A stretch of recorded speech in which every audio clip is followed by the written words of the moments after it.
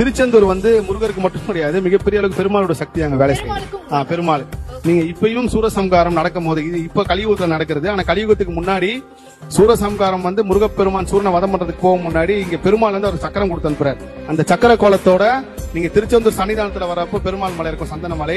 அங்க உள்ள போகும்போது கையில பெருமாள் வந்து சந்தன மலையில சக்கரத்தோட இருப்பாரு. கை வந்து ஒரு மூடி வச்சிருப்பாரு, அந்த சக்கரத்தை பிடிச்சி.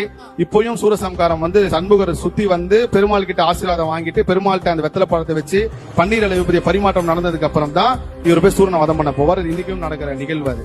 அது மட்டும் இல்லாம இங்க அந்த பள்ளிகொண்ட பெருமாள் ரொம்ப விசேஷங்கம்மா. யாருக்கெல்லாம் வந்து இந்த திருமணம் சார்ந்த ஒரு பிரச்சனை இருக்கும், அவங்க ஸ்ரீரங்கம் போக சொல்லுவாங்க.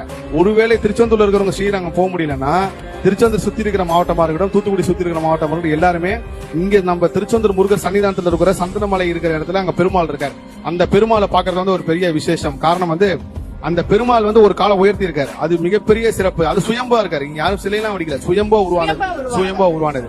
அது மட்டும் இல்லாம மார்கண்டேயரோட சிலருக்கு என்றும் 16 அந்த என்றும் 16 டாபிக் ஒரு பெரிய டாபிக். இப்பேற்பட்ட சிறப்பு அங்க இருக்கு. இன்னொரு விஷயம் என்னன்னா, கடந்த ஒரு 4 மாதமாவே நான் வந்து திருச்செந்தூர் சம்பந்தப்பட்ட ஒரு சில விஷயங்களை வந்து எனக்கு ஒரு உத்தரவு வருது. எப்படி வந்து பௌர்ணமி நீங்க திருச்செந்தூரை போய் படுத்தவங்க வாழ்க்கை மாறும் அப்படின்னு சொல்றத வந்து எத்தனையோ முருக பக்தர்கள் வந்து படுத்து மாறிருக்காங்க. அப்போ திருச்செந்தூர் வந்து எல்லாருமே என்ன சொல்லுவாங்க, குருஸ்தலம், வியாழக்கிழமை அன்னைக்கு திருச்செந்தூர் முருக பெருமானை பார்த்தா நல்லா இருக்குமா அப்படின்னு சொல்லுவாங்க. அது ஒரு பக்கம் இருந்தாலும், யாரெல்லாம் எனக்கு எல்லாமே இருக்குங்க ஆனா நிம்மதி மட்டும் கிடையாது, என் வாழ்க்கையில நிம்மதியான தூக்கம் கிடையாது, எனக்கு எல்லா வசதியும் எனக்கு ஏன் நிம்மதி இல்லாம இருக்குன்னு தெரியல, எல்லாமே இருக்கான நிம்மதி இல்லைன்னு நினைக்கிறவங்க, அப்படி வாழ்றவங்க, அப்படி அவஸ்தப்படுறவங்க, திங்கட்கிழமை அன்னைக்கு நீங்க திருச்செந்தூர்ல முருகப்பெருமான அங்க திங்கட்கிழமை நீங்க பாத்தீங்கன்னா நிச்சயமா நிம்மதி கிடைக்கும்.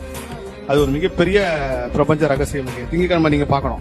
ஞாயிற்றுக்கிழமை நைட்டு வந்து தங்கிட்டு திங்கட்கிழமை காலையில முருகப்பெருமானை பார்த்துட்டு அங்கேயே திங்கட்கிழமை நீங்க கடலை குளிச்சாலும் சரி, இல்ல கடலை கால் நினைச்சாலும் சரி, ஒரு 2 மணி நேரம் 3 நேரமா திருச்செந்தூர்ல இருந்துட்டு நீங்க போய் பாருங்க. ஒரு திங்கட்கிழமையில உங்களுக்கு கண்டிப்பா வாழ்க்கை மாறும். இது வந்து இந்த திருச்செந்தூர் மண்ணிலே சொல்ற அளவுக்கு பெரிய பாக்கியம் கிடைச்சிருக்கு. அது உண்மையிலே ஆச்சரியம்.